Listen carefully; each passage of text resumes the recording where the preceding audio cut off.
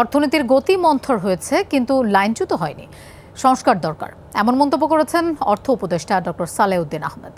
তিনি জানান, Bangladesh bank governor পদত্যাগপত্র জমা দিলেও এ বিষয়ে তিনি একা সিদ্ধান্ত নেবেন না। ছুটির দিনেও মন্ত্রণালয়ে অফিস করেছেন অর্থ উপদেষ্টা।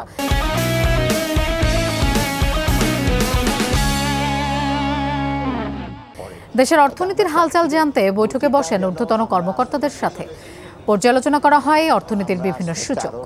সারা দেশে আইনশৃঙ্খলা পরিস্থিতি পুনরুদ্ধার করা সরকারের অগ্রাধিকার বলে জানান তিনি।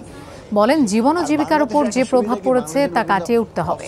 মূল্যস্ফীতি নিয়ন্ত্রণে পদক্ষেপ নেওয়া হবে বলে জানান অর্থ উপদেষ্টা।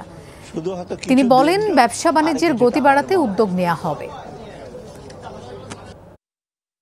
ল অ্যান্ড অর্ডার বলতে শুধু রাস্তাঘাটের না, ব্যাংকগুলি চালু করা, পোর্টগুলি অনেকাংশে ইসে আছে, রাস্তাঘাটে ইসে করা, সেগুলি আমরা চেষ্টা করছি সচেষ্ট করতে ইমিডিয়েটলি। অর্থনীতি যদি একেবারে থমকে যায়, মন্থর হতে পারে কোনো কারণে, আমাদের বিজনেস মন্থর হয়, কিন্তু এটা থমকে গেলে কিন্তু এটা স্টার্ট করা গাড়ির মতো, এবার বন্ধ হয়ে গেলে কিন্তু অনেক সময় লাগে স্টার্ট করতে, বা এনার্জি লাগে, ব্যাটারির উপর চাপ পড়ে।